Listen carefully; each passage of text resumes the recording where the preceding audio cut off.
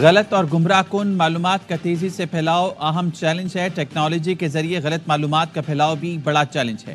قواعد و ضوابط کے بغیر آزادی اظہار رائے اخلاقی قدروں کی تنزلی کا باعث بن رہی ہے۔ کسی عالمی تنازع کا حصہ نہیں بنیں گے۔ پاکستان دنیا اور خطے میں امن اور استحکام کے لیے اہم کردار ادا کر رہا ہے۔ آرمی چیف جنرل سید آصم منیر کا اسلام آباد میں مارگلہ ڈائیلاگ کی تقریب سے خطاب، کہا فتنۃ الخوارج دنیا کی تمام دہشت گرد تنظیموں اور پراکسیز کی آماج گاہ بن چکی ہے۔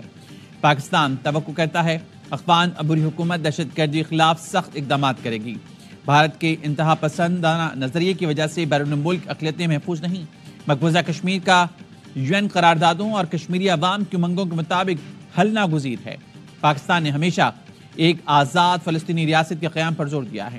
دنیا میں فرقہ وارانہ اور نسلی بنیاد پر عدم مساوات، عدم برداشت اور تقسیم بڑھ رہی ہے۔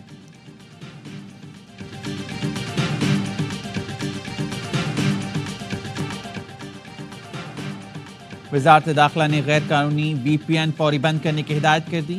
PTI کو مراسلے میں وزارت داخلہ نے کہا غیر قانونی VPN کا استعمال کر کے توہین آمیز پروپیگنڈا کیا جا رہا ہے۔ VPN کے ذریعے فحش ویب سائٹس تک رسائی بھی آسان ہو چکی ہے۔ غیر قانونی VPN کا استعمال فوری بند اور قانونی VPN کے استعمال کو فروغ دیا جائے۔ دہشت گرد بھی غیر قانونی VPN کا استعمال کر رہے ہیں۔ VPN کے استعمال سے غیر قانونی ترسیلات کی جا رہی ہیں۔ VPN سے دہشت گرد بینک ٹرانزیکشنز کے علاوہ دہشت گردی میں مدد حاصل کرتے ہیں۔ VPN استعمال کر کے دہشت گرد اپنی شناخت اور بات چیت چھپاتے ہیں۔ بلوچستان کے چند علاقوں میں موبائل انٹرنیٹ سروس عارضی طور پر معطل۔ PTI کا کہنا ہے متعلقہ اداروں کی ہدایت پر امن و امان کے پیش نظر عوامی تحفظ یقینی بنانے کے لیے اقدام اٹھایا گیا۔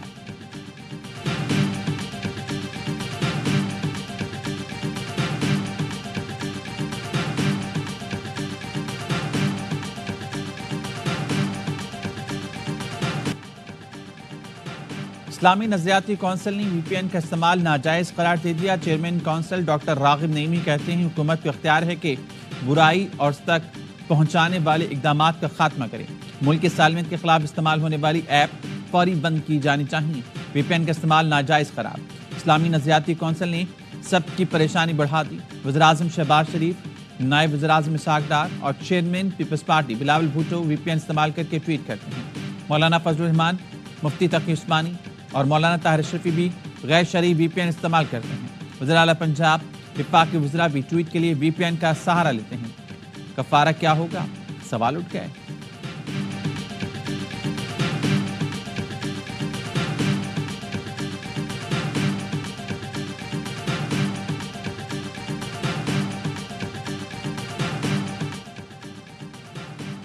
سندھ کابینہ میں بڑے پیمانے پر اکھاڑ پچھاڑ، شرجیل میمن سے ایکسائز کا محکمہ واپس لے لیا۔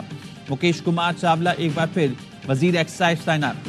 شرجیل میمن کے پاس اطلاعات اور ٹرانسپورٹ کے محکمے رہ گئے۔ دوست علی رحمو کو صوبائی وزیر سے مشیر بنا دیا گیا۔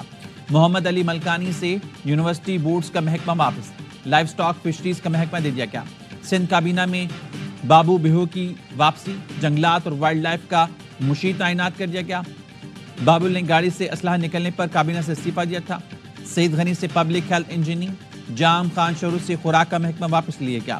جبار خان محکمہ خوراک، جنید لال چند اقلیت تیمور، راجیو سنگھ انسانی حقوق، عثمان ہنگورو محکمہ پرائس کنٹرول، سرفراز راجر سوشل پروٹیکشن، وقار مہندی چیف منسٹر انسپیکشن انکوائری، سلیم بلوچ پبلک ہیلتھ انجینئرنگ کے معاونین خصوصی تعینات، قاسم نوید قمر معاون خصوصی investment and public private partnership مقرر۔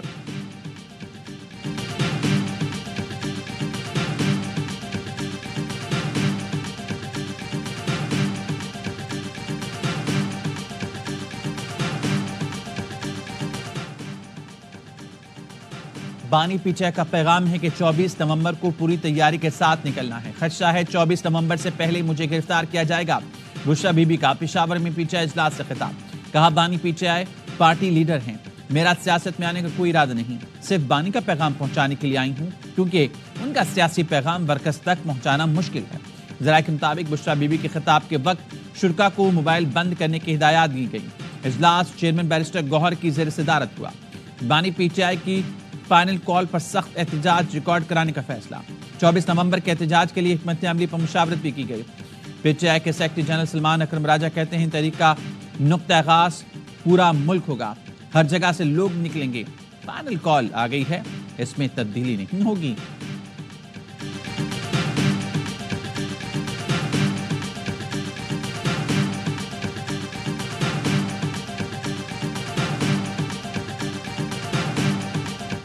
خدا کر کے پاکستان کی اکانومی کو شہباز شریف صاحب ماشاءاللہ ٹھیک کرنے کی کوشش کر رہے ہیں، ان کی حکومت ٹھیک کرنے کی کوشش کر رہی ہے، اس میں اب خلل ڈالنے کی کوششیں جاری ہیں ان کی۔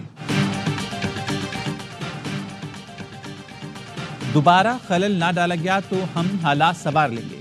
پی ٹی آئی نے پاکستان کے ساکھ کو نقصان پہنچانے کے سوا کچھ نہیں کیا۔ لیگ قائد نواز شریف کی لندن میں میڈیا سے گفتگو، کہا بانی پی ٹی آئی نے قمر باجوہ اور فیض حمید کے ساتھ مل کر ہمارے خلاف کیا کچھ نہیں کیا۔ عدلیہ سے ساز باز کر کے منتخب وزیراعظم کو ہٹایا گیا۔ ہم نے بدترین ظلم برداشت کیے، یہ کس بات کا تانا دیتے ہیں؟ پنجاب میں ہیلتھ ایمرجنسی، لوگوں کو گھروں میں رہنے کی ہدایت۔ لاہور اور ملتان میں اگلے جمعے، ہفتے اور اتوار کو لاک ڈاؤن ہوگا۔ پیرامیڈیکل سٹاف کی چھٹیاں بند، او پی ڈیز رات 8 بجے تک کھلی رہیں گی۔ پنجاب کے سینئر وزیر مریم اورنگزیب کہتی ہیں لاک ڈاؤن اس سے پہلے لگانا پڑا تو لگائیں گے۔ کل سے تعمیرات اور تعمیراتی سامان لے جانے والی ٹرانسپورٹ پر پابندی ہوگی۔ اسموک متاثرہ علاقوں میں اسکولوں کی چھٹیاں بڑھا دی گئیں۔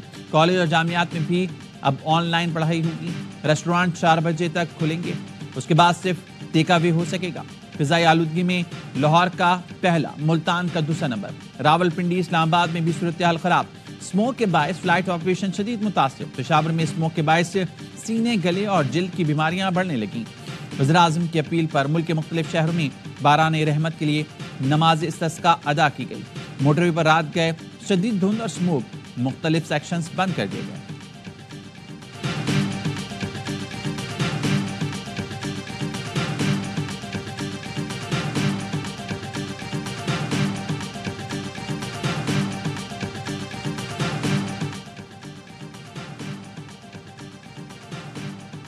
پنجاب حکومت کا جہلم اور گجر خان میں مصنوعی بارش کے کامیاب تجربے کا دعویٰ۔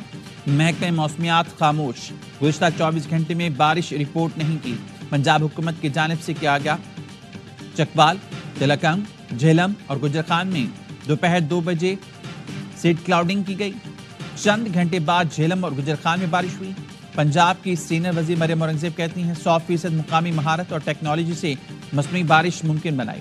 کلاؤڈ سیڈنگ کے اثرات لاہور تک پہنچنے کا امکان۔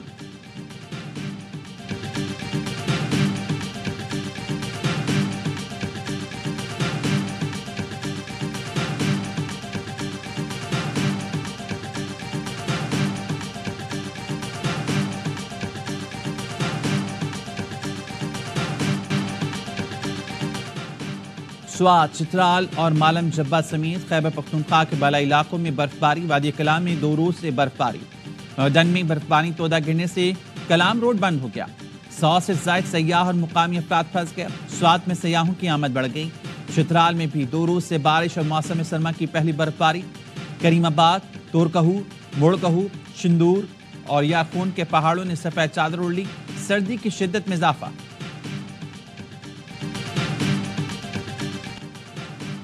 آئی سی سی نے بھارت سے چیمپئنز ٹرافی کے لیے پاکستان نہ جانے کی تحریری وجوہات مانگ لی۔ ذرائع کا کہنا ہے بھارتی کرکٹ بورڈ کو قوانین کے تحت ٹھوس وجوہات بتانا ہوگی۔ تحریری وجوہات جائز نہ ہوئی تو آئی سی سی بھارت کو پاکستان آنے کا کہے گا۔ بھارت نہ مانا تو چیمپئنز ٹرافی میں نئی ٹیم کو شامل کیا جا سکتا ہے۔ بھارتی ٹیم کی عدم شرکت سے آئی سی سی کو $50 کروڑ کا نقصان ہو سکتا ہے۔ پاک بھارت میچ نہ ہونے سے نقصان کا تخمینہ $10 کروڑ لگایا گیا۔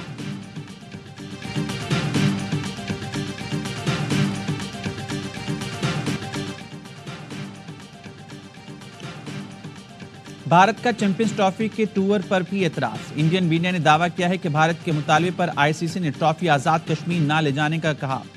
ذرائع پی سی بی نے بھارتی میڈیا کا دعویٰ مسترد کر دیا۔ کہا بھارت کا آئی سی سی ٹرافی ٹور پر اعتراض ناجائز ہے۔ ٹرافی کا شیڈول اور روٹ آئی سی سی کا منظور کرتا ہے۔ آئی سی سی خود روٹ اور شیڈول فائنل کرنے کے بعد کیسے اعتراض کر سکتا ہے؟ ماضی میں شیڈول اور ٹرافی ٹور کا روٹ فائنل ہونے کے بعد کبھی تبدیل نہیں ہوا۔ بھارت 2023 کی ورلڈ کپ ٹرافی لداخ کے متنازع علاقے کیسے لے کر گیا تھا؟ ٹرافی آج اسکردو سے سفر کا آغاز کرے گی۔ روٹ میں ہنزا، گلگت، مری اور مظفر آباد بھی شامل۔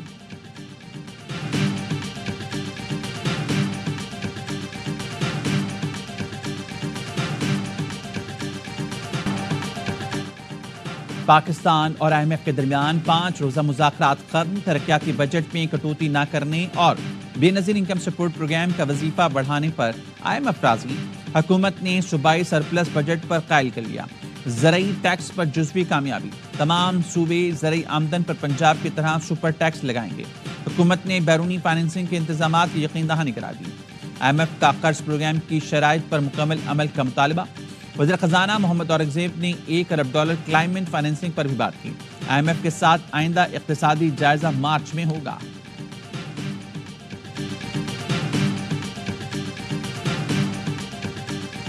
تم لوگوں نے ڈاکہ ڈالا ہے، دھاندلی کر کے جماعت اسلامی کو شکست دے کے 3-4 کالمی خبریں لگا کر یہ سمجھتے ہیں کہ جماعت اسلامی بیٹھ جائے گی، جماعت اسلامی شکست مان لے گی۔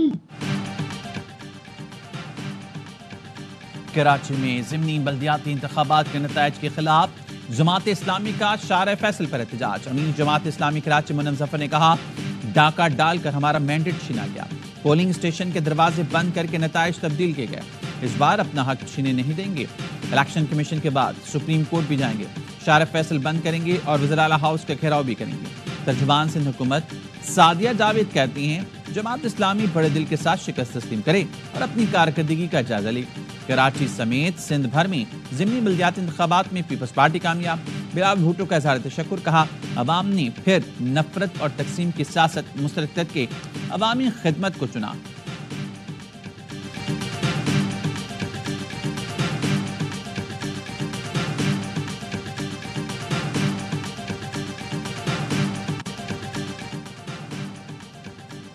حساس اداروں کے دفاتر پر حملے کی منصوبہ بندی ناکام بنا دی گئی۔ ISI انسدادی دہشت گردی ونگ اور CTD کی اسلام آباد میں کارروائی، فتنۃ الخوارج کے 4 دہشت گرد گرفتار۔ دہشت گرد نور ولی محسود گروپ سے رابطے میں تھی، ملزمان سے بھاری مقدار میں بارودی مواد بھی برآمد کر لیا گیا۔ اسلام آباد سے گرفتار دہشت گرد کی نشاندہی پر سوات میں بھی آپریشن کیا گیا۔ کراچی ایئرپورٹ کے قریب خودکش حملے کا کیس، چشمدید گواہان نے گرفتار مرکزی ملزم جاوید عرف سمیر کو شناخت کر لیا۔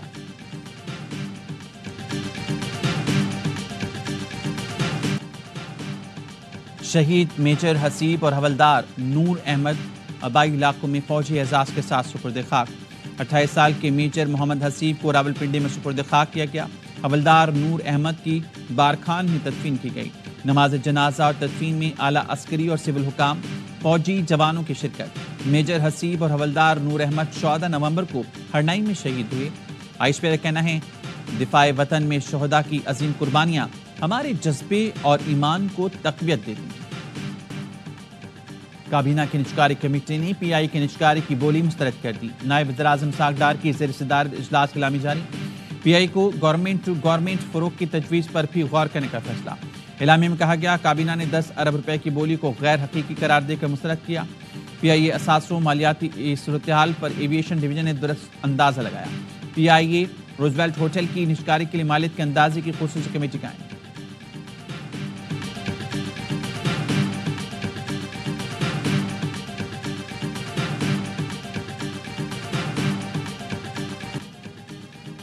ننکانہ میں سکھوں کے مذہبی پیشوا گرو نانک کے 555ویں جنم دن کی تقریبات ختم ہو گئی۔ اس موقع پر ضلع انتظامیہ نے شاندار آتش بازی کا اہتمام کیا۔ سکھ برادری نے پاکستان کی تعمیر و ترقی، دنیا میں امن و امان کے لیے خصوصی دعائیں کی۔ سکھ یاتریوں کا جنم دن کی تقریبات کے بہترین انتظامات پر وزیر اعلیٰ پنجاب سے اظہار تشکر۔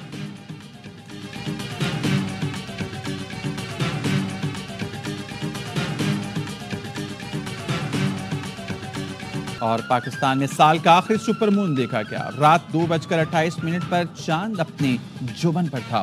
سپر مون 14% بڑا اور 30% زیادہ روشن نظر آیا۔